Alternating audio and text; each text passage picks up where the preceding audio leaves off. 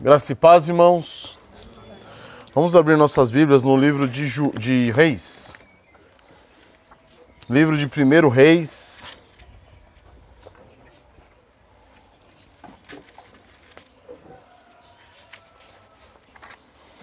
Capítulo 22.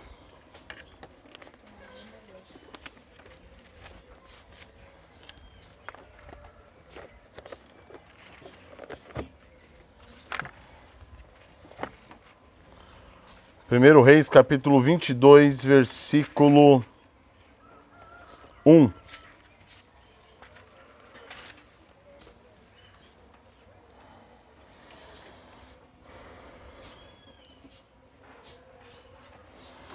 Três anos se passaram sem haver guerra entre a Síria e Israel. Porém, no terceiro ano desceu Josafá, rei de Judá, para avistar-se com o rei de Israel. Disse o rei de Israel aos seus servos: Não sabeis vós que Ramote de Gileade é nossa, e nós hesitamos em tomá-la das mãos do rei da Síria?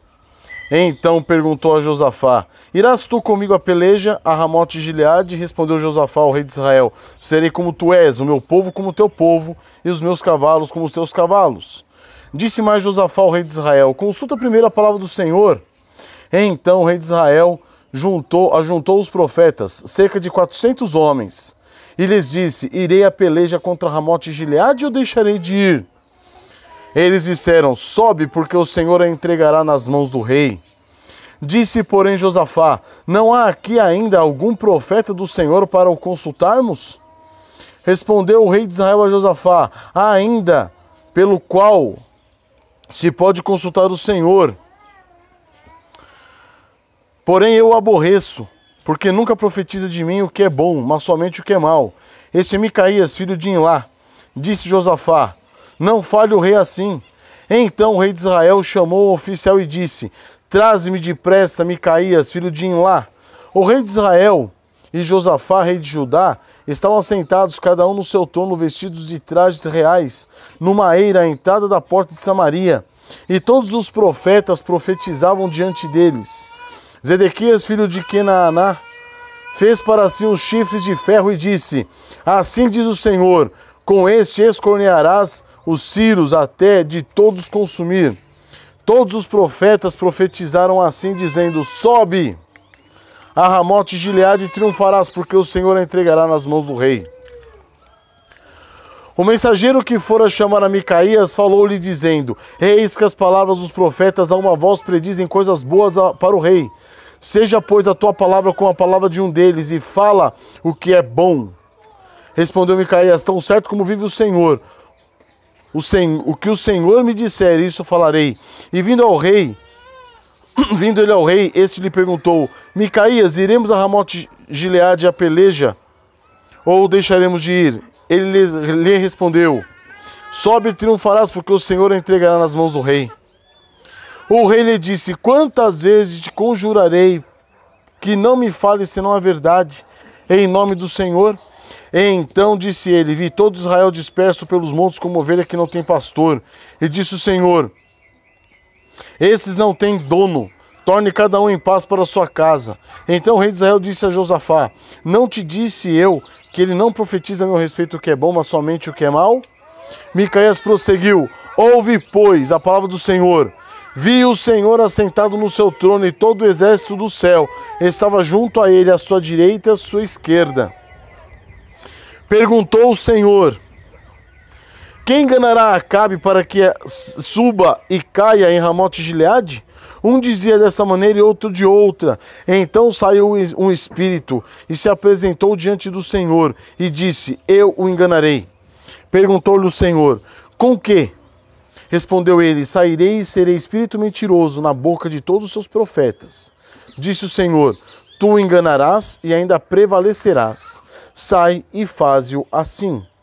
Eis que o Senhor pôs o espírito mentiroso na boca de todos estes teus profetas, e o Senhor falou o que é mal contra ti. Então Zedequias, filho de Kenaaná, chegou, deu uma bofetada em Micaías e disse: Por onde saiu de mim o espírito do Senhor para falar a ti?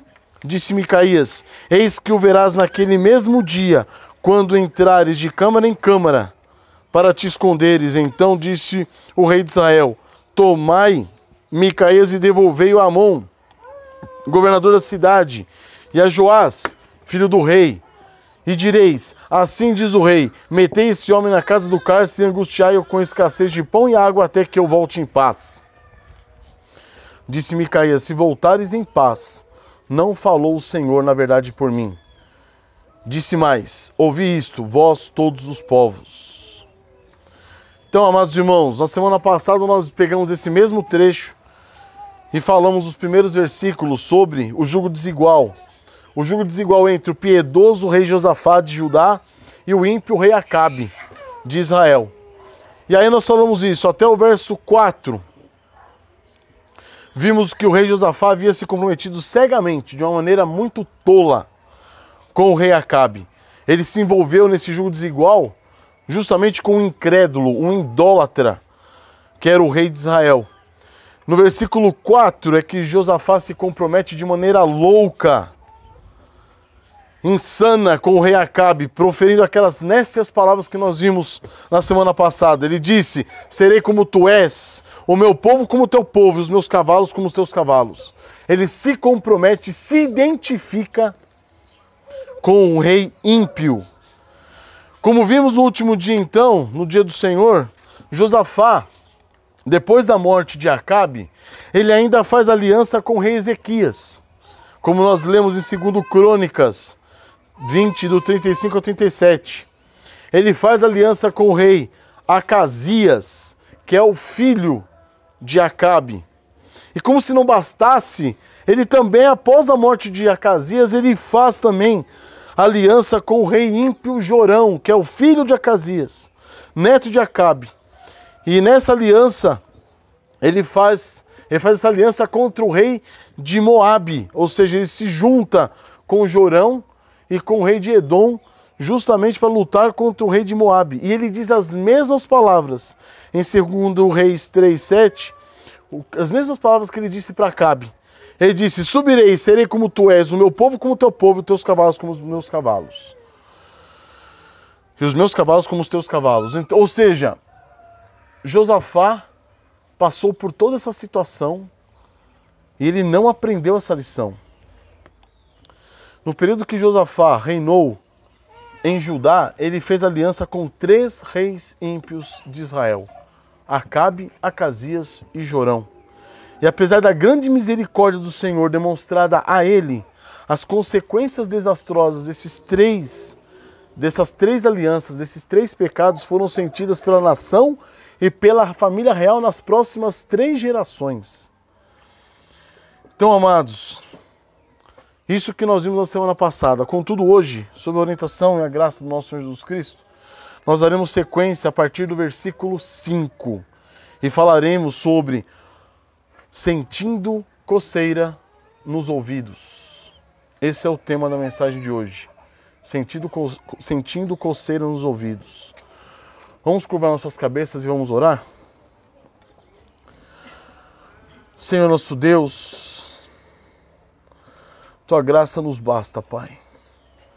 Quão maravilhoso Tu és, meu Deus, por nos trazeres essa manhã, nesse Teu precioso dia, a estarmos reunidos na Tua presença, diante da Tua palavra, Pai, para ela estudarmos e compreendermos, meu Deus, o que Tu tens de ensinamento para nós. Guia-nos, ó Pai. Leva-nos, Senhor, à mortificação de nós mesmos. Leva-nos, Senhor, a entendermos, ó Pai, quão débeis e fracos e miseráveis nós somos. Leva-nos, Senhor, a compreender, ó Pai, quanto precisamos de Ti e da Tua palavra, constantemente.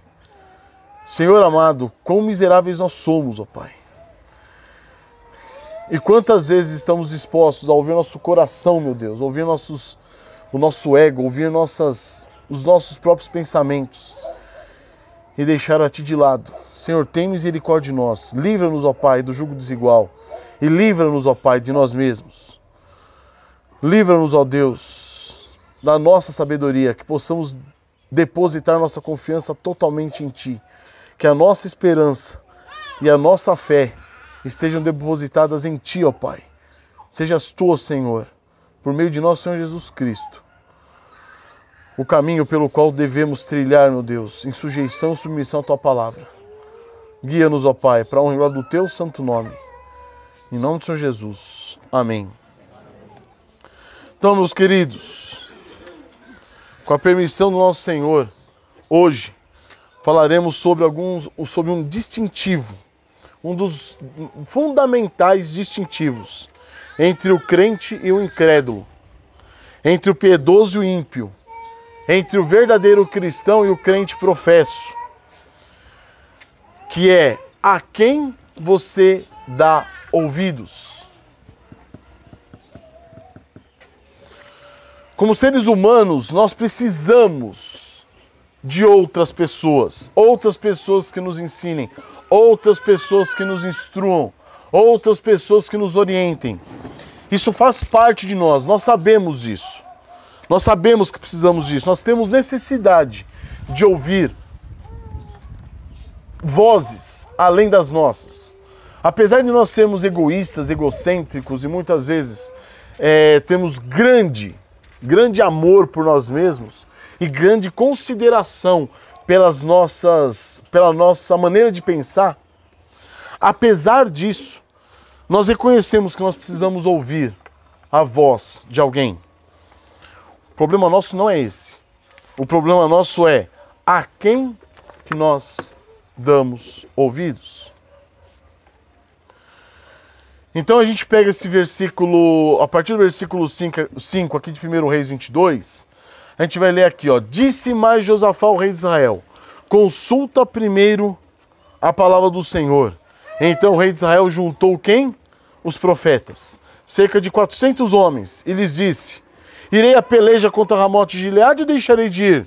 Eles disseram: sobe, porque o Senhor a entregará nas mãos do rei. Disse, porém, Josafá: não há aqui ainda algum profeta do Senhor para o consultarmos? Respondeu o rei de Israel a Josafá: há um ainda, pelo qual se pode consultar o Senhor, porém eu o aborreço, porque nunca profetiza de mim o que é bom, mas somente o que é mau. Este é Micaías, filho de Imlá.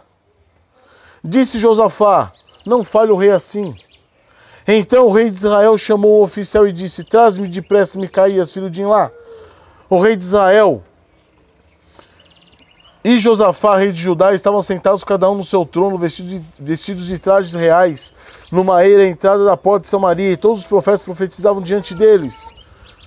Zedequias, filho de Kenaaná, fez para si um chifre de ferro e disse: assim diz o Senhor, com este escornearás os ciros até de todos consumir. Todos os profetas profetizaram assim, dizendo: sobe a Ramote de Gileade e triunfarás, porque o Senhor a entregará nas mãos do rei. Então eu queria tratar com os irmãos de alguns pontos, 4 pontos. O primeiro ponto: o piedoso anseia por ouvir a voz de quem? Do Senhor. E por ele ser o quê? Guiado. Essa é a característica do piedoso. Então, após ser convidado por Acabe a acompanhá-lo numa empreitada de guerra contra os sírios, o rei Josafá aceita o convite, e devido a essa aliança anteriormente firmada entre ambos os reis, Josafá vai e se compromete.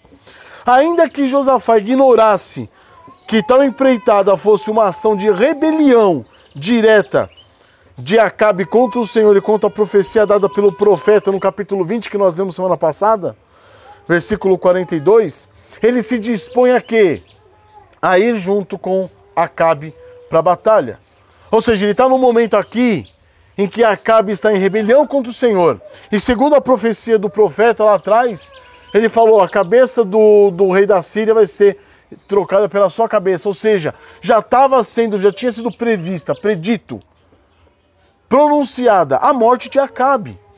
Eles já estavam indo para uma empreitada que era perdida. Contudo, o rei Josafá sugere: disse mais Josafá ao rei de Israel, versículo 5, consulta primeiro a palavra do Senhor. Então nós vemos o quê? Josafá queria consultar a palavra do Senhor antes de qualquer outra coisa. Ele queria saber, irmãos, como proceder, segundo o quê? A vontade do Senhor. Embora Josafá tenha se aliado a um ímpio, que provavelmente, como nós vimos na semana passada, ele considerasse como um irmão, também descendente de Abraão, de Isaac, de Jacó, Josafá precisava o quê? Consultar a palavra do Senhor revelada pela boca dos seus profetas. Então a gente vê que Josafá se une a Acabe num certo tipo de inocência, com um certo tipo de ignorância, a qual não pode ser desculpada. É pecado e trouxe consequências. Então quando nós pecamos por inocência ou pecamos por ignorância, isso não é desculpa para o pecado. Pecar por inocência, pecar por ignorância é tão pecado quanto pecar sabendo do que você está fazendo. A diferença muitas vezes está na disposição do coração. Talvez Josafá, sabendo quem fosse Acabe mais minuciosamente, não tivesse investido nessa empreita. Contudo, por ignorância ou por inocência, estava ele lá, juntamente com Acabe.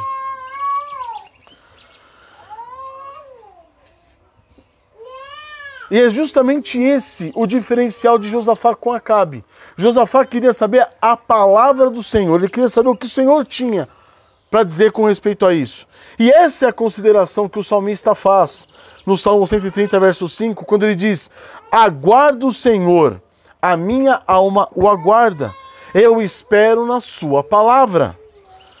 Então, como o salmista afirma, Josafá também espera o quê? Na palavra do Senhor.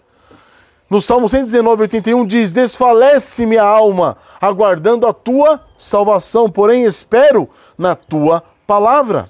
No Salmo 119, 14 diz, 119, 114, tu és o meu refúgio e o meu escudo, na tua palavra eu espero.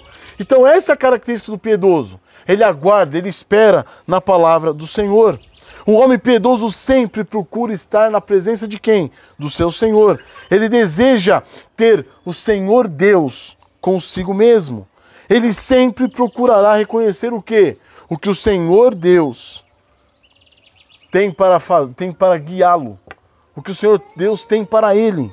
Ele espera no Senhor Deus e em todos os seus caminhos. E de modo que possa ser agradável ao seu Senhor, o piedoso sempre vai consultar o Senhor para lhe pedir o quê? Permissão daquilo que ele tem para fazer. Essa é a característica do piedoso. Ele é um servo, ele reconhece que ele é um servo. Ele não vai consultar a Deus simplesmente como um agoureiro, alguém que está lá, um feiticeiro, alguém que está lá querendo saber o futuro, como agir ou deixar de agir. Ele consulta o Senhor para saber o quê? Qual é a ação que ele deve tomar. Se ele deve tomar atitude que vai agradar o Senhor, ou se ele deve deixar de tomar atitude que vai desagradar o seu Senhor. Essa é a diferença do piedoso para o ímpio. Então hoje nós fazemos muito errado, em muitas igrejas evangélicas é feito errado. Deus é consultado como quem? Alguém que vai prever o futuro para você. Alguém que vai te dar o futuro, vai te mostrar o que vai acontecer ou o que vai deixar de acontecer. Ou seja, nós temos as igrejas hoje que são o quê? O que está acontecendo nas igrejas hoje são práticas de feitiçaria. Consulta-se a um Deus simplesmente para saber o quê? Devo proceder ou não? É quase como consultar um cartomante. Alguém que vai te prever o futuro. Se eu for para essa situação, o que vai acontecer comigo? Eu vou morrer, então não vou por aqui então. Não é essa a ideia. O piedoso, o cristão, ele consulta o seu Senhor para saber o quê? O que vai lhe agradar ou não. O que vai levar glória e honra ao seu Senhor ou não. Essa é a diferença. Então nessa condição, essa é a diferença entre Josafá e Acabe. Onde quer que o piedoso vá, ele vai levar consigo o quê? A sua fé. Ele vai levar consigo aquilo que ele crê. O piedoso não se envergonha da sua fé e não teme o quê? Confessá-la. Mesmo entre aqueles que não possuem nenhuma estima por sua fé. Como já disse Matthew Henry citou e disse o seguinte: Josafá não deixou atrás de si, lá em Jerusalém, o seu sentimento de veneração pela palavra do Senhor, mas a confessa e se esforça por introduzi-la na corte de Acabe. É esse o esforço dele. Se Acabe o atraiu para a sua guerra, ele tentará atrair Acabe para a sua devoção. Então, segundo Matthew Henry, ele mostra que Josafá foi iludido. Ele entra num acordo, como nós vimos pela boca do profeta, justamente por quê? Porque ele queria ajudar e ele estava amando a pessoa errada. Mas isso não desculpa o pecado dele. Contudo, nós sabemos que o pecado do jugo desigual de Josafá foi sustentado pela boa intenção em ajudar Acabe devido à grande consideração que Josafá tinha pelo rei de Israel. Por isso, tal aliança não foi considerada uma rebelião direta de Josafá contra o Senhor. Mas nós vimos que ela pode ser considerada uma rebelião o quê? Indireta. Josafá era um homem temente ao Senhor e um homem piedoso. A rebelião de Josafá contra o Senhor foi uma rebelião indireta, pois ele se aliou a um ímpio, a um rebelde. E por mais que ele desejasse introduzir o quê? A sua fé a Acabe, ele não pôde. Por que não pôde? Porque nós vamos ver, irmãos, nós temos que perceber uma coisa muito importante. Na questão do jugo desigual, na questão de uma associação, de uma aliança, alguém tem que se sujeitar. Alguém tem que se sujeitar. Quando alguém faz aliança com outra pessoa, quando você faz aliança com alguém, você vai entender que em determinados momentos, você vai ter que se sujeitar, você vai ter que ceder. Agora, me diga uma coisa, quando que o ímpio entende isso? Nunca, ele nunca entende isso. Então, o que acontece é o seguinte, na associação de um cristão com um ímpio, o cristão deve saber que é ele que vai se sujeitar. É ele que vai ter que ceder, é ele que vai ter que abaixar a cabeça. Então, numa questão de jogo desigual, o crente terá que sujeitar-se ao incrédulo, isso é invariavelmente verdade. Tal aliança nunca exigirá o contrário, nunca vai ser o incrédulo que vai se sujeitar ao cristão. O crente sempre estará sob as condições de quem? Do ímpio. Sempre. Não vai ser diferente. Ele sempre terá que deixar o seu palácio de comunhão com o Senhor lá em Jerusalém e terá que sujeitar-se ao quê? À corte do ímpio lá em Samaria. É claro isso daí. Vê se nessa aliança é Acabe que está com Josafá. Não, é Josafá que está com Acabe. Caso tal sujeição do crente, irmãos, não seja aceita, a aliança será invariavelmente quebrada. Por quê? Porque o cristão que é cristão verdadeiramente, ele está disposto a ceder, ele está disposto a se sujeitar às várias circunstâncias da vida e do relacionamento, que é justamente para preservar aquele relacionamento. Mas e o ímpio? O ímpio não. O ímpio ele quer fazer a sua própria vontade. Essa é a característica do ímpio. Sempre será assim, quando o crente explicita, no caso, o seu amor e cuidado para com o ímpio, ele abandona os seus princípios para ceder o quê? As condições do ímpio, na esperança de poder transformar o ímpio e recuperá-lo em sua rebelião contra o Senhor Deus. Essa é a situação de todo o relacionamento entre cristão e ímpio. Um jugo desigual no casamento, o que acontece? Vai acontecer exatamente isso. Quantas vezes a gente tem que ceder por causa do cônjuge que é incrédulo? Quantas? Muitas vezes é pecado você ceder. Ou melhor, a maioria das vezes vai ser pecado você ceder. Mas você tem que ceder. Por quê? Porque está lá feito o jugo desigual. Se você não ceder e se você for intransigente, acaba a aliança. Porque o ímpio não vai aceitar sujeitar-se. E aí, irmãos, essa foi a situação de Josafá. Presta atenção nesse trecho que nós lemos. Diante dos 400 falsos profetas, ele não repreende a Acabe, mas pergunta se não haveria algum outro profeta do Senhor a quem ser consultado. Isso a gente vê agora no capítulo 22, do versículo 6 ao 7. Ele não chega para cá e fala assim: Acabe, você é louco, você me chama 400 profetas de Baal para consultar o Senhor. Eu falei do Senhor nosso Deus, eu falei do Senhor Baal. Manda esses homens embora, me traga um profeta do Senhor aqui. Não, o que ele faz? Ô Acabe, será que não tem ainda algum profeta do Senhor que a gente possa consultar? 2. Diante do ódio de Acabe contra o Senhor e contra o seu profeta, Josafá disse somente o quê? No versículo 8. Não fale o rei assim. Essa é a exortação de Josafá para Acabe. Não fale o rei assim. Um homem ímpio, nojento como era Acabe, ele tinha que falar assim, pelo amor de Deus, você é louco de falar um negócio desse. Você falar que aborrece o profeta do Senhor, você está aborrecendo o próprio Senhor. 3. Diante da reação rebelde e irreverente de Acabe na presença do profeta do Senhor, Josafá disse o quê? Nada.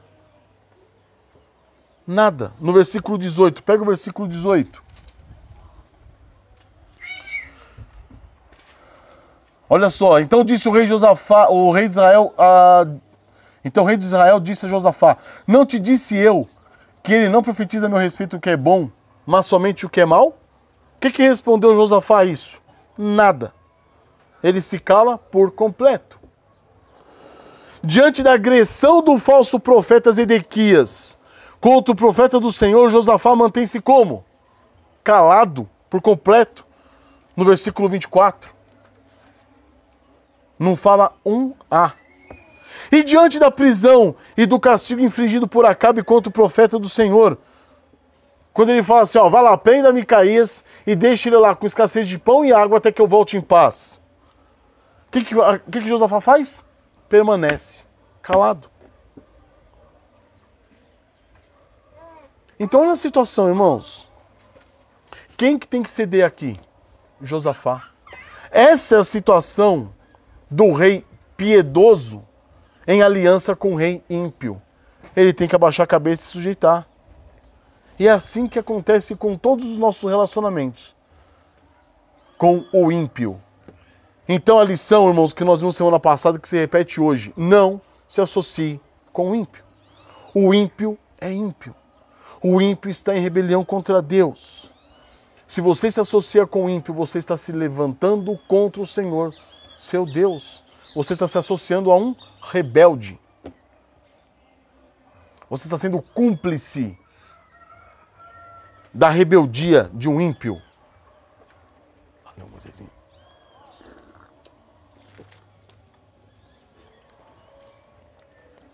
Segundo ponto, o crente professo sempre anseia por ouvir palavras que se identifiquem com o quê? Com os desejos do seu próprio coração. Pega o versículo 6. Então o rei de Israel ajuntou os profetas, cerca de 400 homens, e lhes disse: irei à peleja contra Ramote e Gileade ou deixarei de ir? Eles disseram: sobe, porque o Senhor a entregará nas mãos do rei. Olha que maravilha. Então o rei Acabe convoca 400 homens. Ele ajuntou os profetas, cerca de 400 homens. Primeira lição que a gente aprende aqui, irmãos. O crente professo está sempre disposto a percorrer céu e terra à procura de alguém que reafirme, aprove e valide os intentos do seu coração.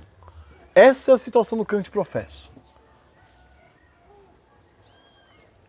Ele percorre céu e terra para encontrar alguém que fale assim, ó, o que você está sentindo no seu coração, os propósitos do seu coração são bons. Avance, toca para frente, vai lá, cumpra-os, lute por eles. Esse é o crente professo. Segunda lição, Acabe, ele convoca 400 homens que estavam prontos a entregar ao rei as palavras que condiziam com os anseios do seu coração. Ou seja, segunda lição então, nunca nos faltarão homens ou mulheres dispostos a nos trazer palavras que vão ao encontro dos desejos do nosso coração. Nunca. Nunca. E nós estamos numa situação hoje, irmãos, que está exatamente assim. Ninguém tem coragem de confrontar o pecado do outro. Por quê? Por causa da praga do mimimi. Ninguém quer ser desaprovado. Ninguém quer ser desabonado. Ninguém quer sofrer as consequências de uma exortação, de uma admoestação. Consequentemente, ninguém quer se colocar nessa posição de admoestador, de um exortador, de alguém que chega e se preocupa com o pecado do irmão e fala: irmão, acorda, desperta. Ninguém quer fazer isso. Então hoje nós somos caracterizados por quê? Nós temos uma característica terrivelmente ímpia no nosso coração, de não querer ser exortado, de não querer ser admoestado, de buscar pessoas que somente pessoas que passem a mão na nossa cabeça, pessoas que digam aquilo que nós queremos ouvir. Agora percebam, essa é a característica de quem? Do ímpio. Essa é a característica do crente professo, daquele que mostra ser crente, mas não é, que mostra ser cristão, mas não é. Por quê? Porque quando ele é exortado, quando ele é admoestado, ele vira um monstro, vira um bicho. E aí acontece o quê? Ele se revolta com a pessoa que admoestou, com a pessoa que o exortou. Então nós estamos hoje numa situação qual? Nós buscamos pessoas que nos lisonjeiem, pessoas que passem a mão na nossa cabeça. E consequentemente nós não exortamos aos outros, por quê? Porque a semelhança dos outros, nós também sabemos que os outros também não querem ser exortados e admoestados como nós não queremos. E aí vira uma relação de hipocrisia tão grande, na qual um passa a mão na cabeça do outro, um afaga o pecado do outro, um afaga o ego do outro, dentro da igreja. É por isso que Paulo afirma, irmãos, em 2 Timóteo 4, verso 1, abram comigo. Segunda epístola de Paulo a Timóteo.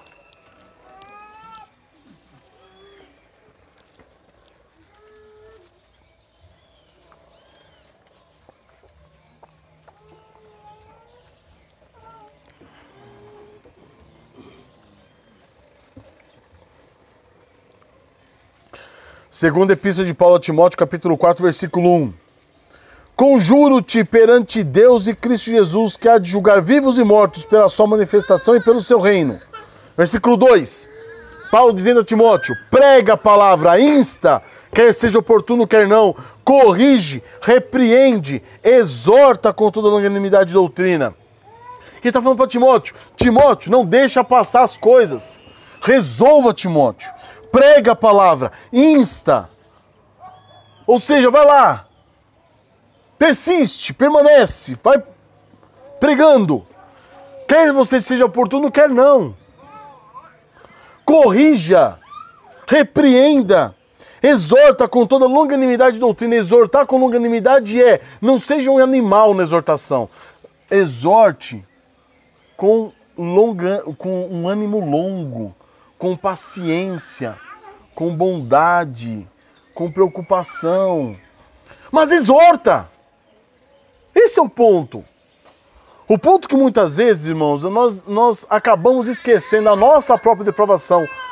Na nossa própria depravação pecaminosa. E nós exortamos os outros, colocando-nos numa posição acima da pessoa a ser exortada. Isso está errado. Mas isso não pode fazer-nos calar e parar de exortar. É algo muito semelhante com a educação de filhos. Muito semelhante. Na educação de filhos, nós pais, quando os filhos fazem uma rebeldia, fazem alguma coisa errada, e nós devemos discipliná-los, nós temos a tendência de discipliná-los de uma maneira errada. E aí, sobre o pecado deles, a gente acaba pecando também. Você peca ao exagerar numa disciplina ou a se omitir na disciplina, mas você acaba pecando. E aí muitos pais, por causa disso, estão deixando o quê? De corrigir os filhos.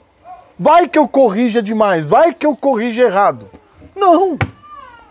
A situação aqui é a mesma. Paulo está falando, exorta com longanimidade e doutrina, mas exorta. Exorta. Ainda que façamos algo errado, de uma maneira errada, com muitas vezes com um sentimento errado, e uma motivação errada, faça. Não deixe de fazer. Então a situação aqui de Paulo está falando, pega, tenha longo ânimo, tenha uma longanimidade com a pessoa, tenha paciência. Seja bondoso, seja misericordioso, mas exorta. Então existe uma maneira do quê? De você corrigir, repreender e exortar de uma maneira piedosa, misericordiosa, longânima. Mas faça, fundamentado no quê? Na doutrina. E depois que Paulo fala isso, ele fala, pois haverá tempo, versículo 3, que não suportarão o quê? A sã doutrina. Pelo contrário, cercar-se-ão de mestres segundo as suas próprias cobiças, como que sentindo coceira nos ouvidos, e se recusarão a dar ouvidos à verdade, entregando-se às fábulas. Então, irmãos, preste atenção, por favor. Paulo está alertando Timóteo dos fins dos tempos, o final dos tempos, haverá tempo. Que tempo é esse? O nosso tempo. Esse é o nosso tempo. Em que ninguém suportará o quê? A sã doutrina. Hoje ninguém suporta a sã doutrina. E quando eu falo ninguém, não são as pessoas lá de fora. Somos nós. Somos nós. E aí o que acontece é o seguinte, por não suportarem a sã doutrina, o que as pessoas estão fazendo? Cercando-se de mestres segundo as suas próprias cobiças. Hoje nós estamos numa época justamente assim. Uma época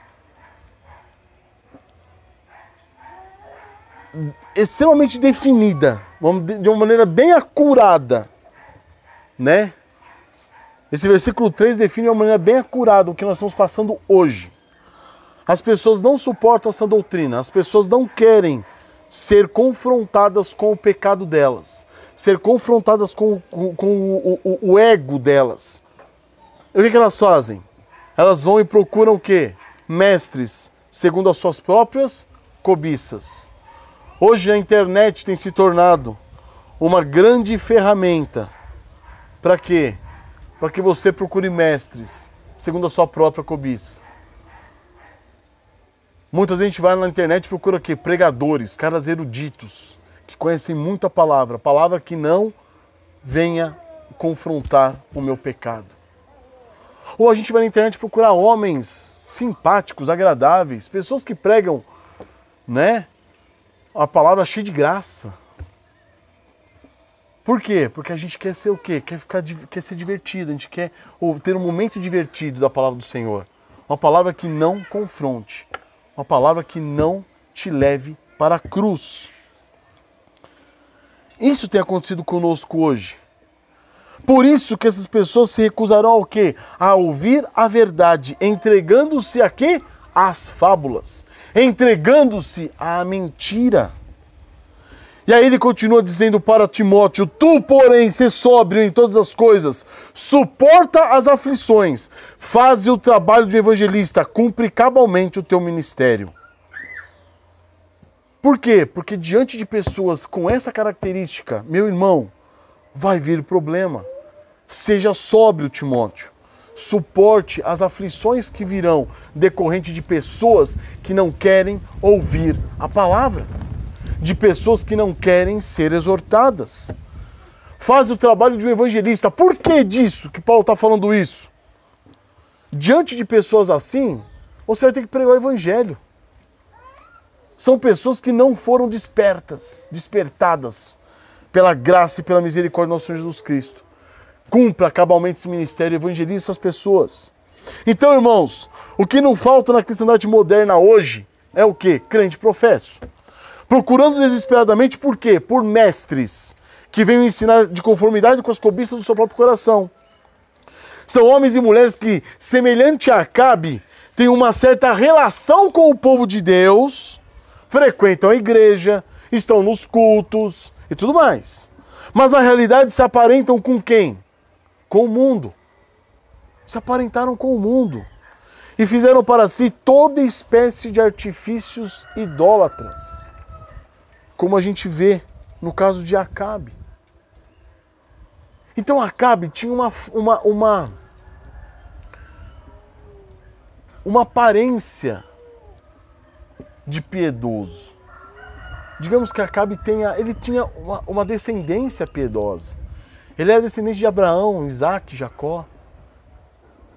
Tinha profetas do Senhor lá em Israel. Só que acontece? Esse homem tinha se relacionado com quem? Tinha se aparentado com quem? Com Jezabel. Casado com Jezabel. E esse homem tinha, por causa desse relacionamento, tinha feito as maiores atrocidades idólatras dentro da terra de Israel. Essa é a situação do crente professo. Ele está na igreja, está na terra prometida, está lá na terra que Deus prometeu para ele. Só que o que aconteceu? Ele já se aparentou com o mundo, já se enfiou de cabeça na idolatria e está lá servindo somente a quem? A si mesmo. São esses homens e mulheres, irmãos, que amam a quem? A si mesmos. Eles são escravos de suas próprias vontades. Buscam desesperadamente saciar o quê? As suas próprias paixões. São pessoas que se dizem cristãs, se dizem irmãos, têm aparência de piedade, mas são ímpios. Como Paulo alerta Timóteo aqui mesmo, em 2 Timóteo, capítulo 3. Volta um pouquinho. 2 Timóteo, capítulo 3, Paulo está alertando novamente Timóteo, falando sobre os últimos dias.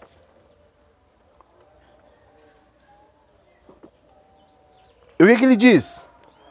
Capítulo 3, versículo 1.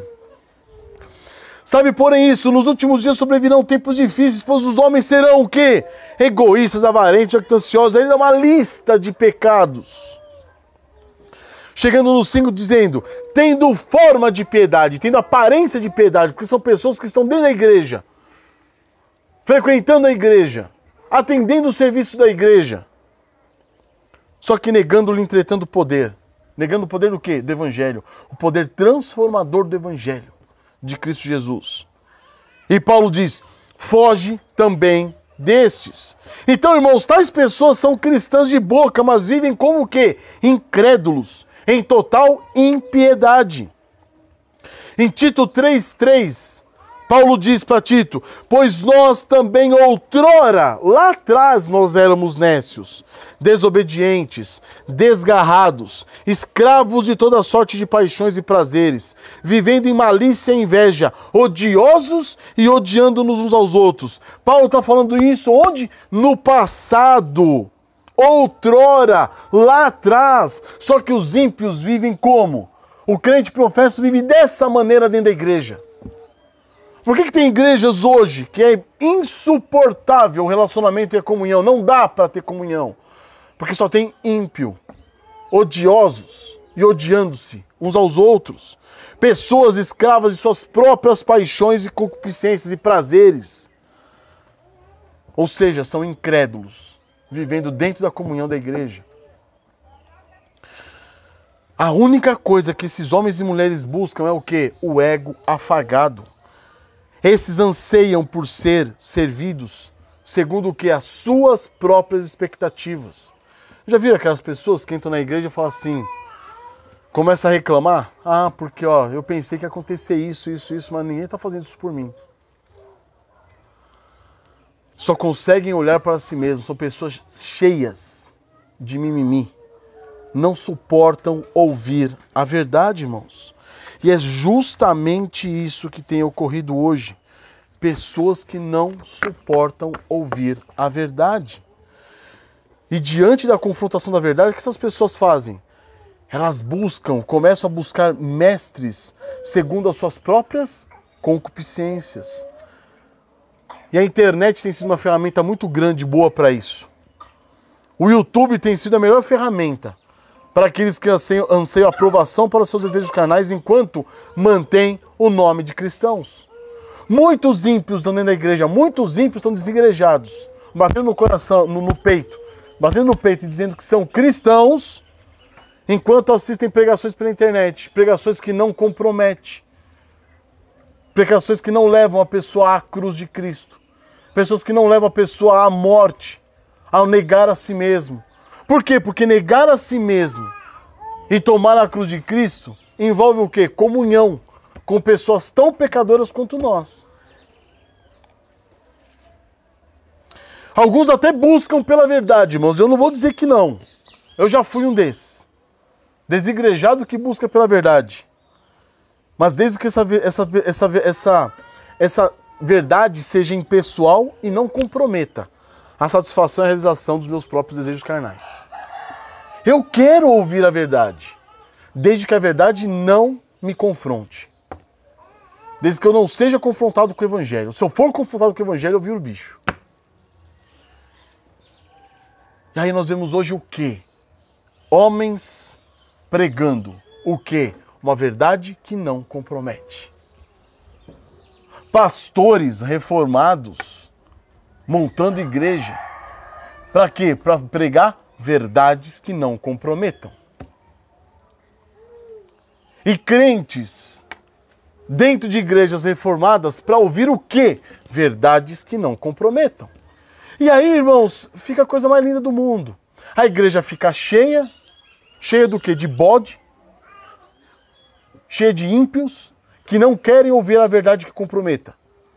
Eles querem ouvir verdades abstratas. Verdades superficiais. Verdades que não atinjam o problema do coração deles. É esse tipo de verdade que está sendo falado. Não é mentira. Entendam, hoje a gente se preocupa muito com as heresias e a gente aponta muito para as heresias, mas ninguém analisa, ninguém para analisar e começar para entender que o que está sendo pregado hoje são verdades que não comprometem, verdades que não confrontam, verdades que não apontam para o pecado do seu coração e mostram você é esse desgraçado que precisa se arrepender. É isso que está acontecendo hoje. Em todos os lugares está assim. E aí, devido à lei da oferta e da procura, se tem muita gente procurando uma verdade que não comprometa, você começa a ter o quê? Pessoas que ofereçam uma verdade que não comprometa. Se tem muitas pessoas procurando uma verdade que não confronta, que não te leva para a cruz, aí você vai encontrar o quê? Muitas pessoas dispostas a te dar uma verdade que não te leve para a cruz de Cristo.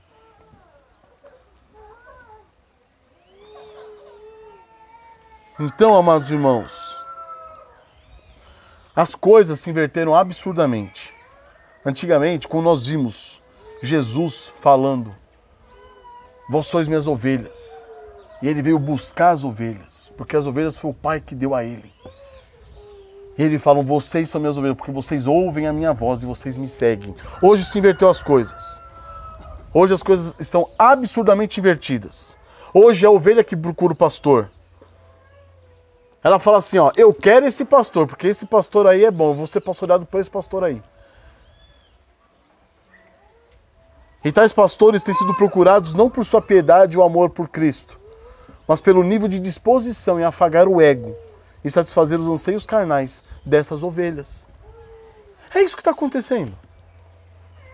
Ovelhas procurando pastores que afaguem seu ego.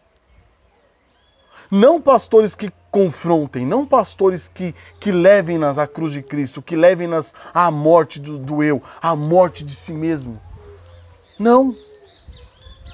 E é justamente isso que diferencia, irmãos, a ovelha do bode. Por quê? Porque a ovelha, ela deseja ser guiada conforme as orientações do seu pastor, quer sejam essas orientações duras e difíceis ou não. Mas ela está disposta a ser guiada pelo pastor, por Cristo, enquanto ela está na companhia das demais ovelhas. Agora e o bode? O bode não está nem aí com o pastor, o bode não quer pastor. A característica do bode, é interessante isso. Ele tem necessidade. Ele tem necessidade do quê? De estar entre outros bodes. Essa é a necessidade do bode. Ele não precisa de pastor. O bode você deixa ele no campo. Se tiver outros bodes, outras cabras com quem ele possa se relacionar, ele está satisfeito, está feliz. não precisa de pastor. A ovelha precisa de pastor, ela precisa ser guiada. E quando ela ouve a voz do pastor, ela segue o pastor. É aqui, irmãos, que a gente vai entrar no terceiro ponto. O crente professo, ele odeia quem fala a verdade. Vamos ler o versículo 7 de 1 Reis 22. Disse, porém, Josafá, não há aqui ainda algum profeta do Senhor para o consultarmos? Verso 8. Respondeu o rei de Israel a Josafá, há um ainda pelo qual se pode consultar o Senhor, porém eu o aborreço, porque nunca profetiza de mim o que é bom, mas somente o que é mau. Este é Micaías, filho de Imlá, disse Josafá, não fale o rei assim. Então, irmãos, após o rei Josafá insistir por um profeta do Senhor, Acabe responde, ainda tem um ainda. Ainda tem um. Que nós acabamos não eliminando. Por quê? Porque o reino de Israel, irmãos, e por vezes o reino de Judá, ficaram conhecidos por quê? Por eliminar os profetas do Senhor. Por matar cada um deles. Devido ao quê? Ao ódio. Ao ódio contra a palavra do Senhor. Então, após o profeta insistir, após o rei de Josafá insistir, o que Acabe diz? Ainda tem um, mas eu o aborreço. Irmãos, essa palavra aborreço, ela vem de uma tradução do hebraico, sané, que quer dizer o quê? Odiar, ou ser odioso. O crente professo, ele odeia a Deus. O crente professo odeia o profeta que é enviado por Deus. O crente professo odeia a verdade proferida pelo profeta de Deus. 3 coisas que o crente professo odeia. 3 coisas que o ímpio odeia, que o incrédulo odeia. O quê? A verdade, quem traz a verdade e o emissor da verdade, o dono da verdade. É por isso que Acabe disse, ele nunca profetiza de mim o que é bom, mas somente o que é mau. Por isso eu odeio. Mas calma aí, você não sabe que a palavra está vindo do Senhor, e o Senhor é o Senhor dos senhores, o Senhor verdadeiro, sei. Você não sabe que é o profeta do Senhor enviado por Deus? Sei. Mas eu odeio a palavra, eu odeio o profeta que traz a palavra, e eu odeio o Deus da palavra. Essa é a realidade do crente professo ou do ímpio. Ele ama o quê? A mentira. O tal ama a falsidade, ele ama as ilusões, ele ama as fábulas. Não foi isso que nós lemos há pouco em 2 Timóteo 4? Ele disse o quê? Haverá tempo que não suportarão essa doutrina, pelo contrário, cercar-se-ão de mestres segundo suas próprias cobiças, como que sentindo coceira nos ouvidos. E se recusarão a dar ouvidos à verdade, entregando-se o quê? Às fábulas, aos mitos, às mentiras. Essa é a realidade do ser humano, irmãos. Nós sabemos que a verdade é real. Nós sabemos que a verdade, ela é verdade. Ela é verdadeira. Mas nós amamos o quê? A mentira. Nós queremos o quê? A mentira. E nós ansiamos por ouvir a mentira. Quando Paulo fala para Timóteo que são pessoas como que sentindo coceira nos ouvidos, a gente quer ouvir a mentira. O nosso desejo, o desejo do nosso coração é ser enganado. Não existe aquela frase, me engana que eu gosto? É exatamente assim. Eu quero ser enganado. Eu não quero ser despertado. Contra esses é que o profeta Isaías já havia profetizado. Abram comigo Isaías 30, versículo 10.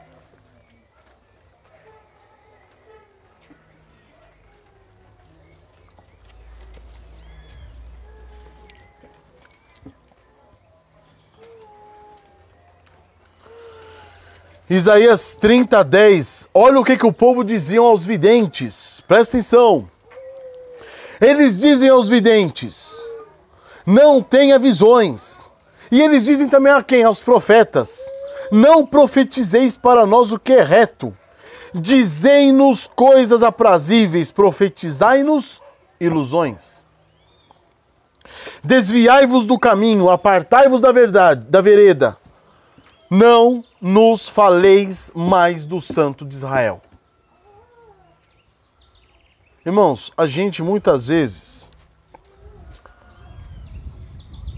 a gente não entende como certas pessoas se sujeitam a certos tipos de religião que explicitamente são mentirosas. E você fala, como que pode uma pessoa dessa fazer isso? Mas em graus distintos, a gente faz a mesma coisa.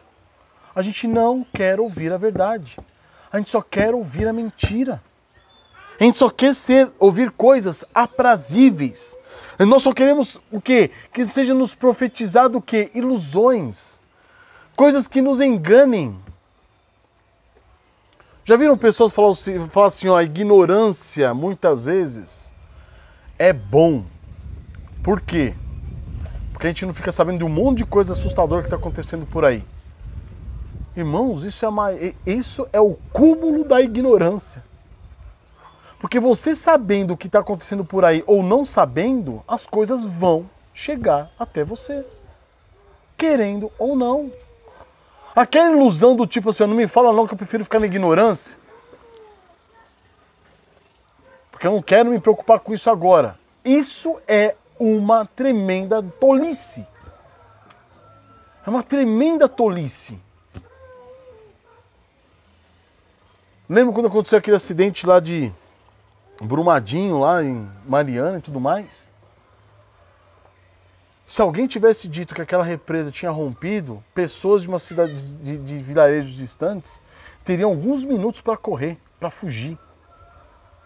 Só que aí o que acontece? A represa rompeu, tá chegando aquela lama tóxica para cima de você, você fala, não me fale porque, cara, não quero nem pensar nisso agora.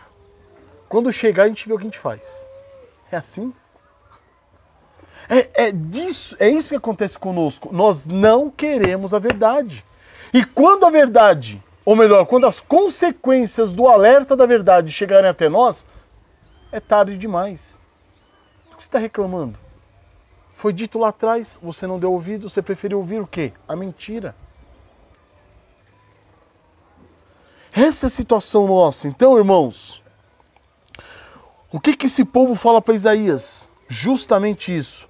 Eles dizem aos videntes, não tenham visões. E aos profetas, falem para nós somente o que? Coisas aprazíveis, profetize-nos somente o que? Ilusões.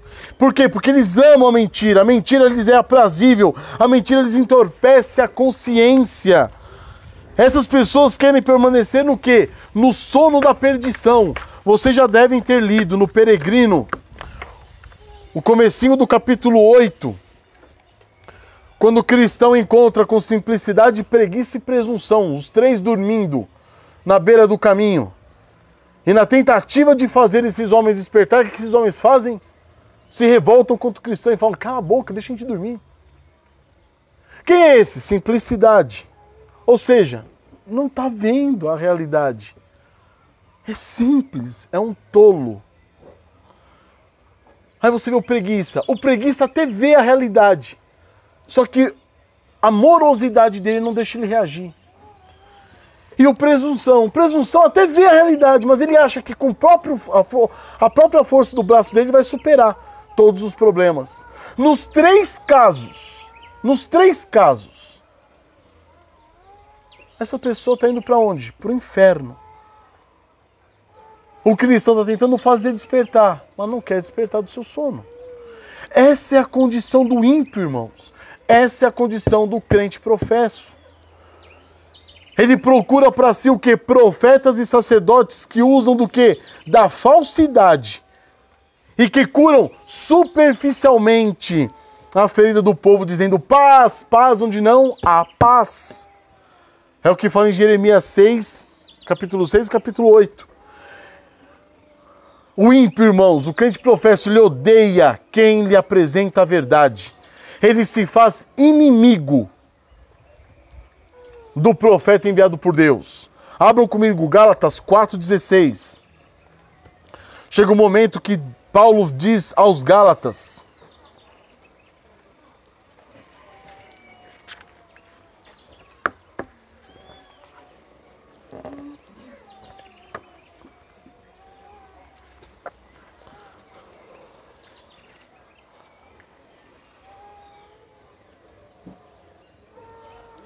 Gálatas 4,16. Tornei-me porventura vosso inimigo por vos dizer a verdade?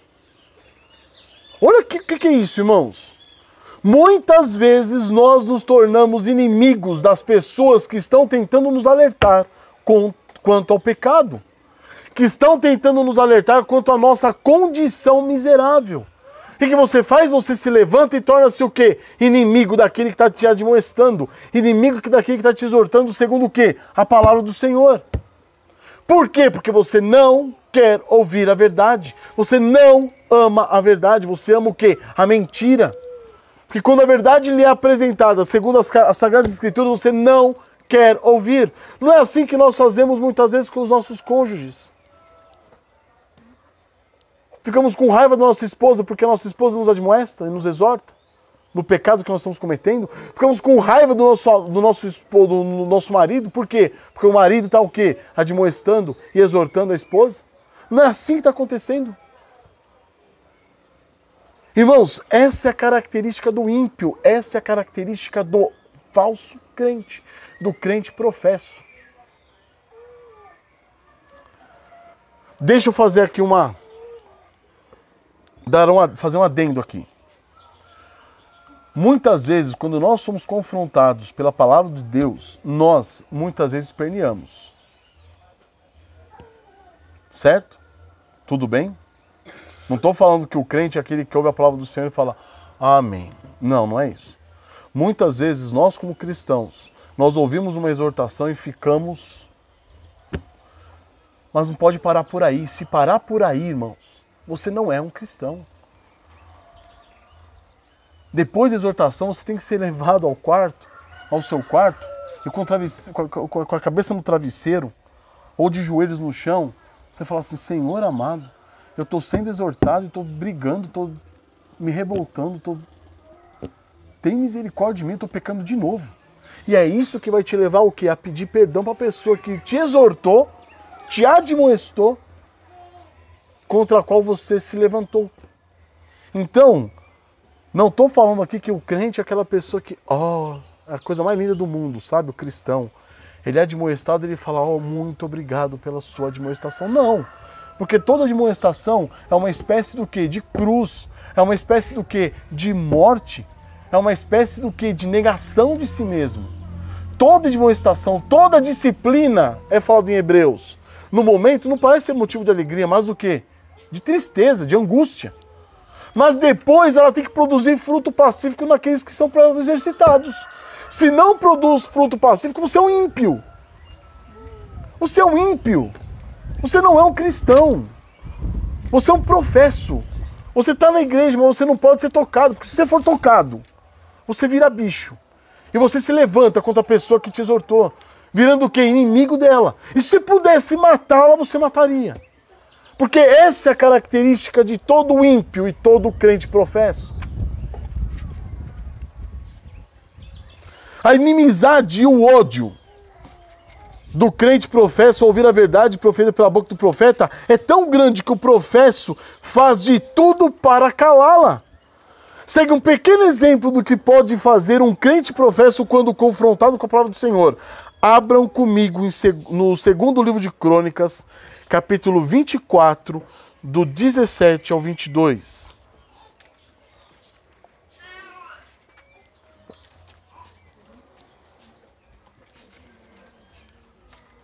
Irmãos, esse caso aqui é um dos casos mais tristes.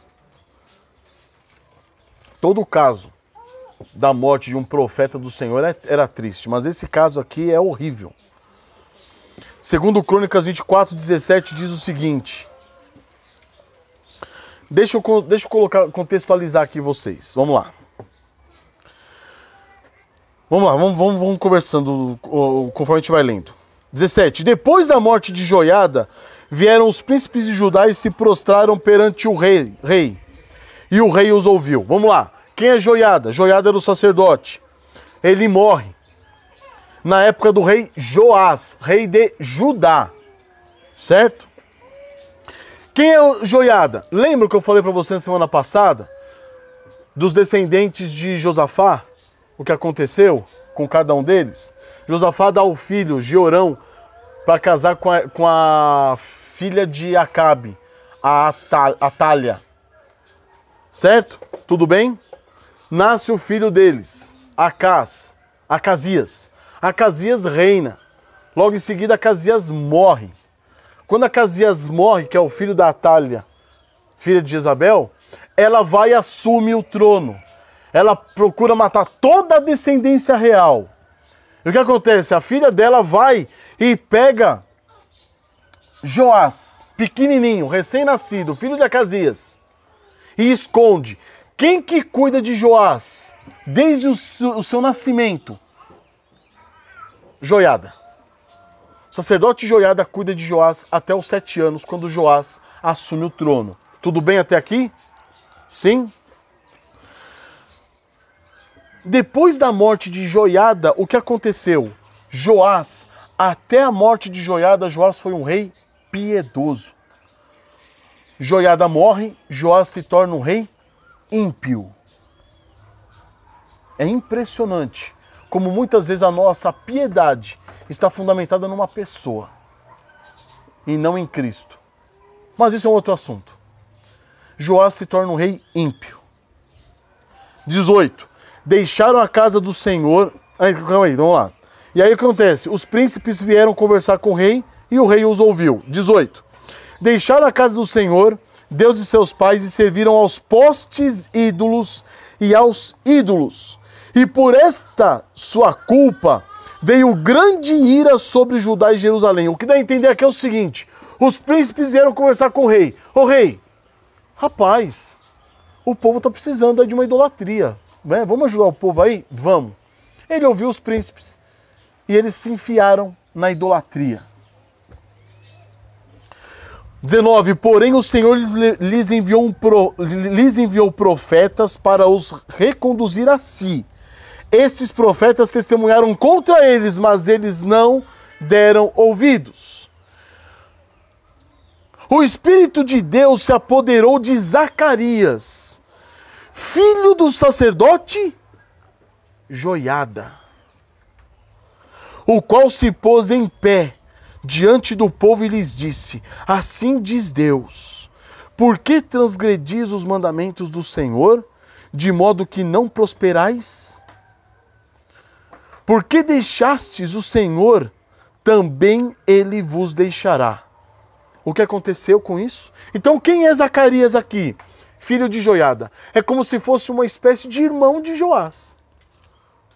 Joás foi cuidado por Joiada, quase como um filho adotivo, até que ele tivesse idade para assumir o trono. Zacarias é como se fosse o irmão dele, está lá junto. Filho do pai adotivo dele. Ele não conheceu o pai, não conheceu a mãe, não conheceu ninguém. Joás não conheceu ninguém. Joás tinha um pai. Quem? Um pai adotivo, Joiada. E quem era seu irmão? Irmão adotivo. Quem? Zacarias. Conspiraram contra ele e o apedrejaram por mandado do rei no pátio da casa do Senhor.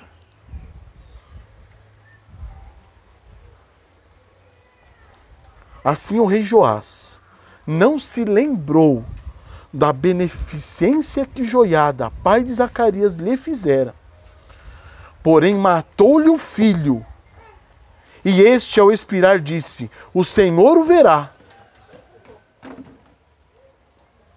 Rapaz, eu fui atrás de você, hein? O Senhor o verá. O Senhor o retribuirá. Irmãos, olha que triste essa cena, irmãos. Por mandado de Joás, Zacarias foi apedrejado no pátio da casa do Senhor. É com respeito a isso que Jesus diz em Lucas 49:51, desculpa, Lucas 11, de 49 e 51, ele disse: Por isso também disse a sabedoria de Deus: enviar-lhes-ei profetas e apóstolos, e a alguns deles matarão, e a outros perseguirão, para que dessa geração não se peça contas do sangue dos profetas derramado desde a fundação do mundo. Desde o sangue de quem? De Abel, até o de Zacarias, que foi assassinado entre o altar e a casa de Deus. Percebem? O que Jesus está mostrando? Homens que foram mortos por quê? Por evidenciar o pecado do ímpio. Por evidenciar o pecado do falso crente, do crente professo. É assim que é o crente professo, irmãos. Ele é um ímpio, ele é um incrédulo. Não foi isso que Caim fez com Abel? Vamos lá, rapidinho. O que Caim fez com Abel? Ele o matou. E por que o matou? Abel falou alguma coisa para Caim que o desagradou?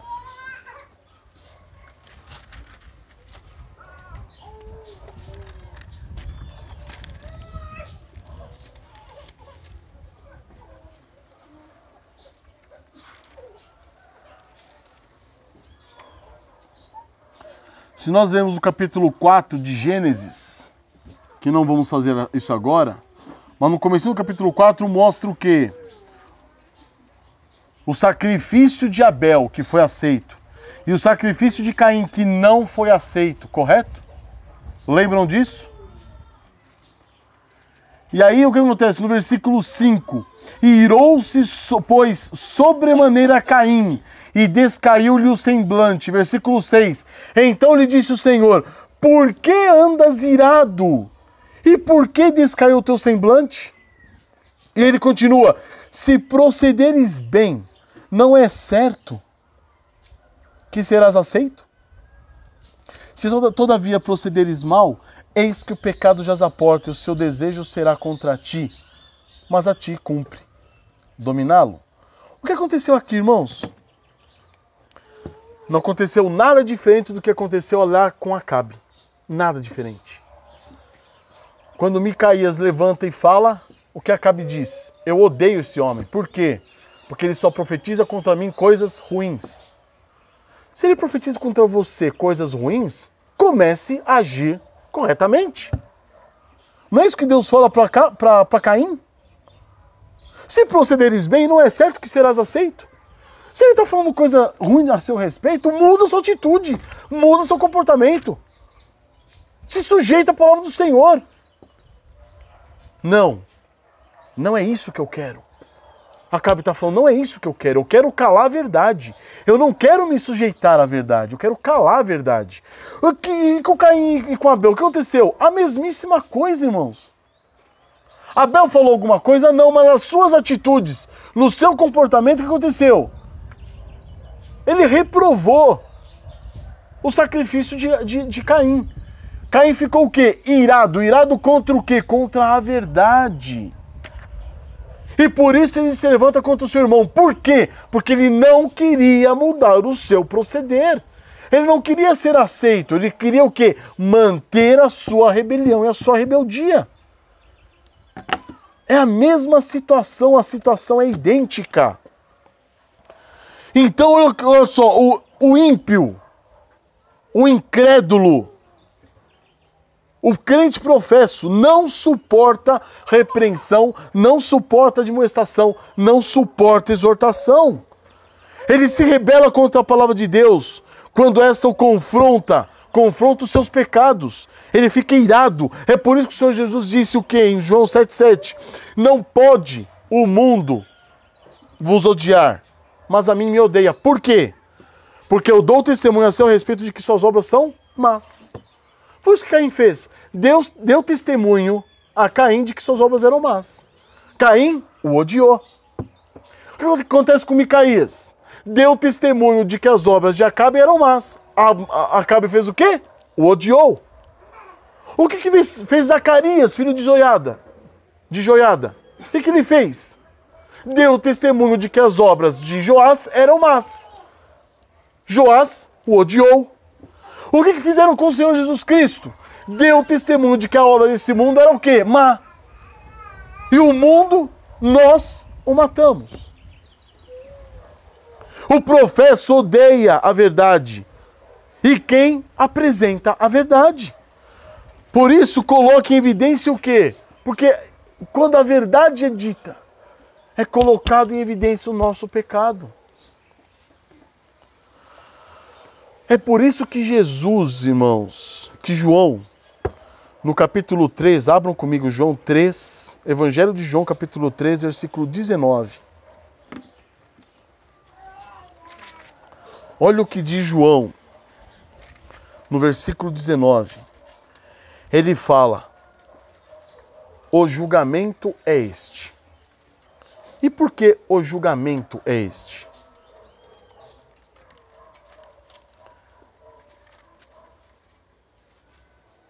Ele vai mostrar o seguinte, esse é o juízo. O julgamento é este, que a luz veio ao mundo. E os homens amaram mais o quê? As trevas do que a luz. Por quê? Porque as suas obras eram más. Quem ama as trevas? Quem tem ou quem pratica obras más. Por quê? Porque nas trevas as obras más não são evidenciadas. Só por causa disso. Só por causa disso. Por que o nóia? Por que o nóia vai pegar sua droga e vai usar quando? À noite. No lugar o quê? Escuro. Porque ele não quer que as pessoas vejam, que aquilo fique evidenciado. O mal dele. Por que o ladrão costuma roubar à noite? Porque ele não quer que a obra dele seja evidenciada. Por que o ímpio quer viver nas trevas e não na luz? Porque ele não quer ter as suas obras evidenciadas. No versículo 20, pois todo aquele que pratica o mal aborrece a luz, ou seja, odeia a luz, e não se chega para a luz a fim de não serem arguidas as suas obras. Ou seja, quem pratica o mal odeia a luz, ele não vai se aproximar da luz, porque diante da luz as suas obras serão evidenciadas. Vão ficar patentes, ele não vai querer isso. Quem pratica a verdade aproxima-se da luz a fim de que suas obras sejam manifestas porque feitas em Deus. Essa é a diferença, irmãos. Agora eu pergunto, por que nós não estamos sendo odiados? Por que não estamos sendo odiados? Nós estamos evidenciando as obras malignas das trevas, irmãos, dos ímpios, dos crentes professos? Ou nós temos nos calado? Por que nós não temos sido odiados? Porque nós não estamos evidenciando as obras malignas das trevas. Ou, pior, porque nós, muitas vezes, estamos nas trevas e não queremos que as nossas obras sejam evidenciadas. E eu fico quietinho na minha.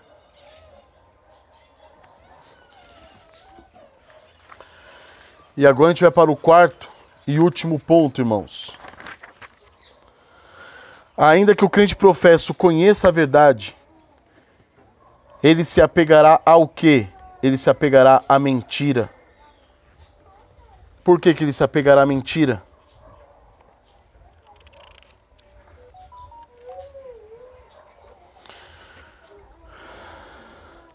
Porque ele quer ouvir a mentira. E é esse o fim do crente professo. Percebam, quando o crente professo se apega à mentira, quando o ímpio se apega à mentira, esse é o julgamento dele. Por isso que João começa no capítulo 3 do Evangelho de João falando, e o julgamento é este. Que julgamento? Quando você corre para as trevas para que suas obras não sejam arguidas, você está jogando para cima de você a condenação do Senhor, nosso Deus. E aí a gente lê o quê? Aqui no versículo 13 de 1 Reis 22. O mensageiro que fora chamar Micaías falou-lhe dizendo, eis que a palavra dos profetas a uma predizem coisas boas para o rei. Seja, pois, a tua palavra como a palavra de um deles e fala o que é bom. Respondeu Micaías, tão certo como vive o Senhor, o que o Senhor me disser, isto falarei. E vindo ao rei, Esse lhe perguntou: Micaías, iremos a Ramote de Gileade ou deixaremos de ir? E aí, irmãos, Micaías ironicamente responde: sobe e triunfarás, porque o Senhor a entregará nas suas mãos, nas mãos do rei. Por que ironicamente? Você quer ouvir mentira? Quer? Eu falo mentira. Não tem problema. Se é isso que você quer ouvir, vamos lá. Mas de maneira irônica, por quê? Para que Acabe se incomodasse. Por isso que Acabe disse: quantas vezes te conjurarei que não me fale senão a verdade em nome do Senhor. Olha que lindo. Acabe está falando assim: eu estou te ordenando, te conjurando, fale sob juramento a verdade, porque eu quero saber a verdade por parte do Senhor. Tá bom, você quer a verdade? Vamos lá, eu vou te falar. Vi todo Israel disperso pelos montes como ovelhas que não têm pastor. E disse o Senhor: este não tem dono, esses não têm dono. Torne cada um em paz para a sua casa. O que ele está falando? O rei morreu. O que eu vi foi o seguinte: Acabe, você morreu, as ovelhas ficaram perdidas, cada um voltou para sua casa em paz. Então disse o rei de Israel a Josafá: não te disse eu que ele não profetiza a meu respeito o que é bom, mas somente o que é mal? Olha a consciência de Acabe aqui, irmãos, como é patética. É horrível, é assustadora. Diante da verdade ele fala: tá vendo, eu não te disse? Ele acaba de conjurar o profeta e fala assim: fala para mim a verdade, porque eu preciso saber a verdade da parte do Senhor. A verdade é dita, tá vendo? Ele me disse a verdade. Não é para dizer a verdade. Dissesse mentira. Eu quero ouvir a mentira. Irmãos, entendamos, nós fazemos isso, irmãos. Nós queremos ser enganados. As situações da nossa vida, situações do nosso lar, muitas vezes, estamos indo para o inferno, mas a gente quer ser o quê? Enganado. Essa é a situação de Acabe. Não te disse eu que ele não profetiza a meu respeito o que é bom, mas somente o que é mal? E olha só, irmãos, é insano isso daqui. Após fazer o profeta conjurar, o que acontece? Ele vai e reclama da verdade que lhe foi dita. E a respeito dessa maldita condição de Acabe, irmãos, na qual tão desgraçadamente presos todos aqueles que não suportam a verdade estão, também alertou o Senhor pela boca do profeta Ezequiel, dizendo: abram comigo em Ezequiel, capítulo 14, irmãos. Olha o que o Senhor vai dizer, vai fazer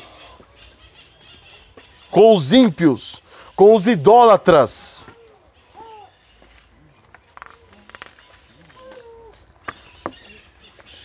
Ezequiel capítulo 14, versículo 3.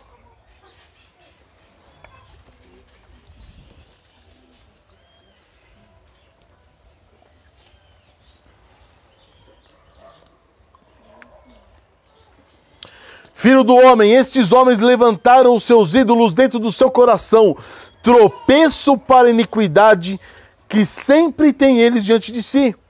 Acaso permitirei que eles me interroguem? É Deus falando: acaso vou permitir que esses idólatras que levantaram ídolos nos seus corações venham me perguntar o que fazer, o que deixar de fazer? Venham me consultar? 4. Portanto, fala com eles e dize-lhes: assim diz o Senhor Deus, qualquer homem da casa de Israel que levantar os seus ídolos dentro do seu coração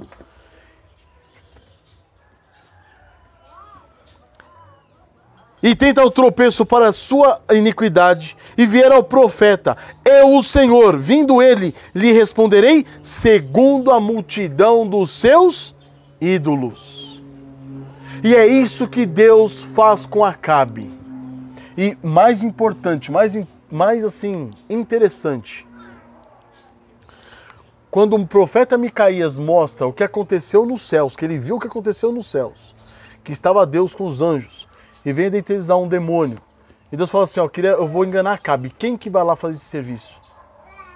E um dos demônios levanta a mãozinha e fala assim: eu vou. Pode deixar que eu faço. Micaías começa a dizer tudo o que aconteceu por detrás dos bastidores. Quando você quer enganar alguém, você engana alguém de modo escondido, não é isso? De modo oculto, não é isso? vou fazer toda a trama aqui por detrás, a pessoa não vai perceber e ela vai cair na minha cilada. É assim que se faz. Mas a cegueira do ímpio é tão grande que Deus falou para Micaías: Micaías, conta para ele, fala para ele de tudo que foi planejado aqui nos bastidores, para ele entender o que aconteceu aqui. Micaías conta. E o que aconteceu? Adiantou alguma coisa? Não. Ele queria permanecer na mentira. E ele permaneceu na mentira. E aquilo que foi profetizado aconteceu. É impressionante, irmãos, a cegueira. E Deus está falando o que para o ímpio aqui, para o idólatra? Você levantou o ídolo no seu coração? Está servindo esses seus ídolos? Quando você vem me consultar, eu vou dizer segundo os ídolos do seu coração. Você não quer ser feliz? Seja feliz. Seja feliz. Irmãos, esse é o limite da desgraça do ser humano. Quando Deus já não admoesta mais. Quando Deus já não exorta mais. Quando Deus já não chama a pessoa mais para a sanidade. E Ele entrega essa pessoa para os ídolos do seu coração. Acabou. Não há mais o que fazer. Se diante das exortações do próprio Deus, através de seus profetas, a pessoa já não ouve mais, quando Deus entrega essas pessoas para os seus próprios ídolos, acabou. Já não há mais o que fazer. Ninguém mais desperta ela desse sono eterno. Ela só vai ser despertada agora no inferno. Versículo 5. Então ele fala, né, no versículo 4, finalzinho: eu, o Senhor, vindo ele, lhe responderei segundo a multidão dos seus ídolos, para que eu possa apanhar a casa de Israel no seu próprio coração, porquanto todos se apartaram de mim para seguirem os seus ídolos. Portanto, diz a casa de Israel: assim diz o Senhor Deus, convertei-vos e apartai-vos dos vossos ídolos, e dai as costas a todas as vossas abominações. Porque qualquer homem da casa de Israel e dos estrangeiros que moram em Israel, que se alienar de mim, que se separar, se afastar de mim, e levantar os seus ídolos dentro do seu coração, e tiver tal tropeço para a iniquidade, e vier ao profeta para me consultar por meio dele, a esse eu, o Senhor, responderei por mim mesmo. Ele está falando: você, idólatra, que está indo até o profeta para me consultar, eu vou te enganar. E versículo 8: voltarei o rosto contra o tal homem, e o farei sinal e provérbio, e eliminá-lo-ei do meio do meu povo, e sabereis que eu sou o Senhor. Versículo 9, atenção agora. Se o profeta for enganado e falar alguma coisa, fui eu, o Senhor, que enganei esse profeta. Estenderei a minha mão contra ele e o eliminarei do meu povo, Israel. Contra quem? Contra o profeta também. Ambos, quem vai consultar e o profeta, ambos levarão sobre si a sua iniquidade. A iniquidade daquele que consulta será como a do profeta. Irmãos, prestem atenção nisso. Prestem atenção nisso. Aquilo que eu falei da oferta e da procura. A lei da oferta e da procura. Quando surgem pessoas querendo ouvir segundo os ídolos do seu coração, levantar-se-ão homens querendo pregar segundo os ídolos do coração dessas pessoas. Ambos são culpados diante do Senhor. Ambos estão sendo usados por Deus para endurecimento do coração do desgraçado do pecador. Só que ambos responderão por tal pecado. Olha como é pesado, irmãos. Você quer ouvir de acordo com os ídolos do seu coração? Você vai ouvir. Deus está falando: eu vou te falar. Só que isso vai ser sua condenação. E profetas estão se levantando para falar segundo os ídolos do coração do povo? Pode falar. É para endurecer mesmo o coração desse povo. Eu vou falar, eu vou enganar o profeta, eu vou fazer com que o profeta fale. Só que o profeta também pagará por suas consequências. Esse é o pecado. Então, irmãos, não é brincadeira, irmãos. Não é brincadeira. Nós todos temos ídolos nos nossos corações. E esses ídolos, como Deus fez com Judá, que foi quebrando, derrubando ídolos conforme os reis iam assumindo, esses ídolos no nosso coração estão sendo quebrados pelo Espírito Santo. pela graça e pela misericórdia do Senhor. Só que quando você nega, você rejeita uma admoestação, uma exortação com longanimidade segundo a doutrina, irmãos, você está fazendo o quê? Está dando ouvidos ao seu coração. Está se sujeitando aos ídolos do seu coração. Cuidado, porque pode chegar um momento que Deus deixa de exortar e Ele te entrega aos ídolos do seu coração. E pior, vai te mandar pregadores, homens ditos de Deus, para pregar segundo os ídolos do seu coração. Para quê? Porque você continue na cegueira e não seja despertado. Então, irmãos, cuidado quando vocês olharem a internet. Cuidado, cuidado, porque tem muitos homens, não poucos, e muitos ditos reformados, que estão pregando na internet para quê? Para acariciar os ídolos do seu coração. Esse é o objetivo. Falando o quê? Falando verdade. Verdades que não comprometam, verdades que não chegam e não definam as coisas, verdades que não levem à divisão do certo e do errado, do justo e do injusto, do trigo e do joio. Verdades que são superficiais, verdades que não comprometem, mas estão levando o povo do Senhor à ruína. Cuidado, irmãos, cuidado. Essa é a situação, irmãos. E Deus está falando que ambos levarão sobre si a sua iniquidade. A iniquidade daquele que consulta será como a do profeta. Versículo 10. Então, irmãos, aqui em Ezequiel o juízo é anunciado. O juízo anunciado do Senhor é para o idólatra que busca o quê? Ouvir a mentira e odeia a verdade. Tanto o professo idólatra quanto aquele que profere as mentiras para o idólatra serão condenados. A ambos o alerta do Senhor é: convertei-vos, como está no versículo 6 aqui de Ezequiel. Olha o que fala no versículo 6. Convertei-vos e apartai-vos dos vossos ídolos e dai as costas a todas as vossas abominações.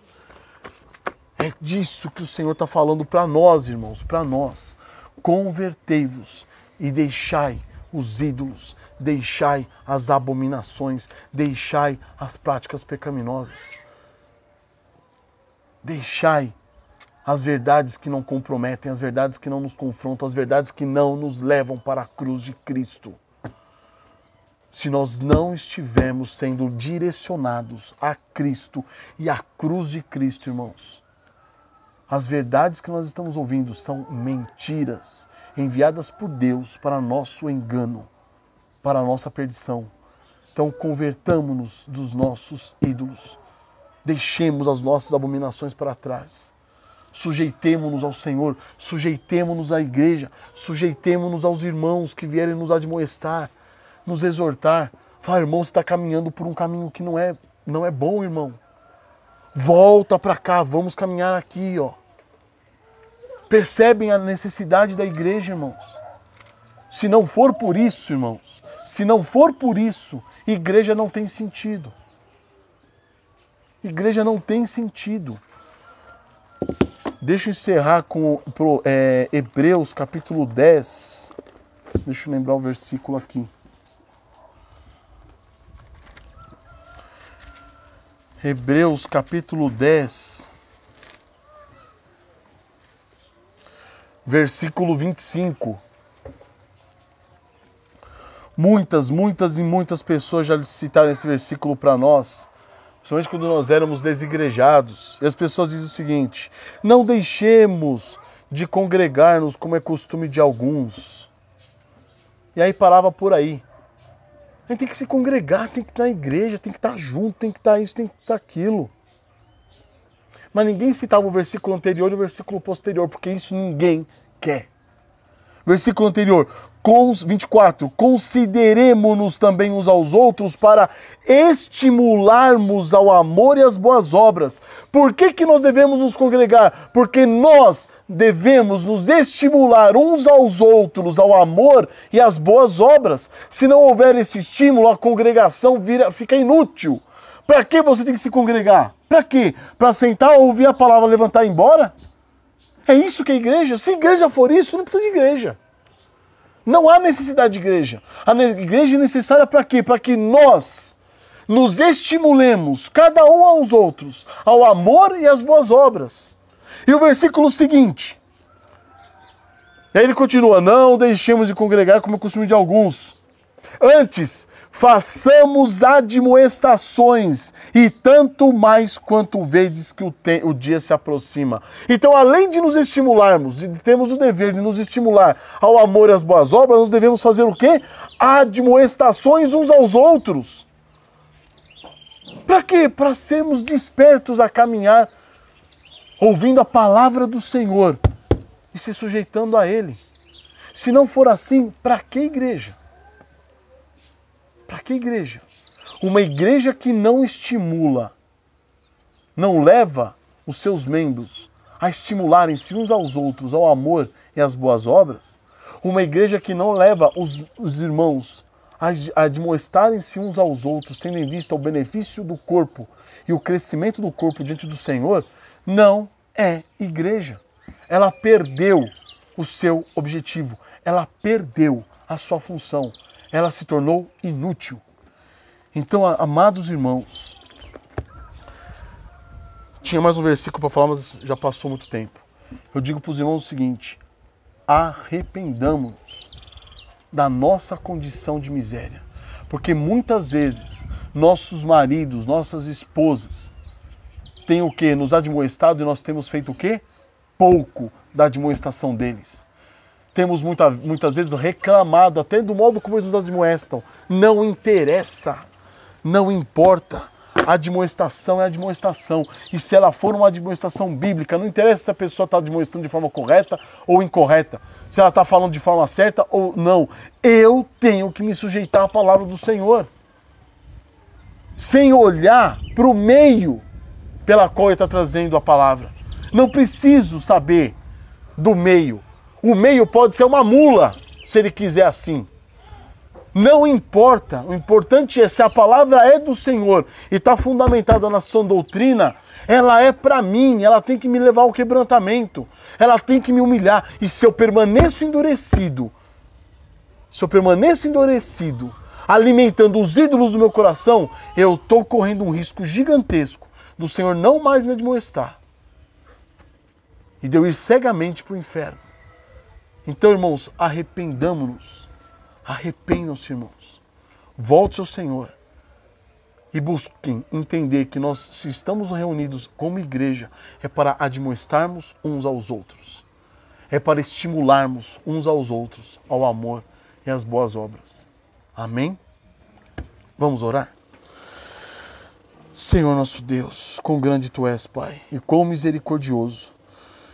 Deixasse para nós, ó Pai, tantas evidências do Seu amor, tantas evidências, ó Deus, da Sua vontade, tantas evidências, meu Pai, dos seus propósitos. E como vimos na história de Acabe, meu Deus, Senhor, tem misericórdia de nós. Sabemos que muitos ídolos ainda estão dentro do nosso coração para serem derrubados, Pai. Isso vemos nas Sagradas Escrituras, ó Pai, isso conhecemos, porque sabemos que não podemos confiar em nossos corações. Não permita, ó Pai, que confiemos em nós mesmos, que sejamos sábios aos nossos próprios olhos. Livra-nos, ó Pai, de querer manter vivo esse velho homem, esse homem vindo de Adão, esse homem corrompido, esse homem carnal, esse homem maligno. Ajuda-nos, ó Pai.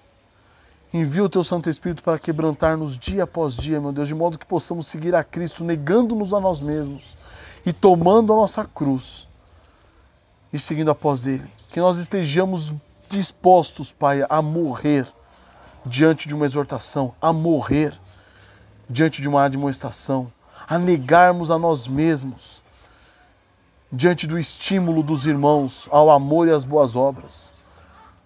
Quanto precisamos de Ti, ó Pai, quanto precisamos de nosso Senhor Jesus Cristo como cabeça nosso, quanto precisamos da igreja e do convívio, da comunhão com os irmãos.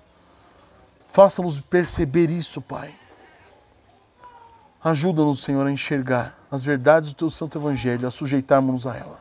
Não permita, ó Pai, que rejeitemos a Tua palavra em momento algum. Que as Tuas palavras, ó Pai, sejam elas duras ou não, como nós vimos na abertura do culto hoje com o pastor Gessé. Se as Tuas palavras forem duras, como foram dirigidas àquela mulher, que a nossa reação seja a mesma dela, Pai. Seja uma reação para vermos que nós não merecemos nada que provém de Ti. Mas tudo que provém de Ti, até mesmo a mais dura exortação e demonstração, é por o fruto da Tua graça e da Tua misericórdia em nosso favor. Que nos apeguemos a Ti, ó Pai, para a honra e glória do Teu santo nome. Transforma-nos, ó Deus. Em nome do Senhor Jesus. Amém.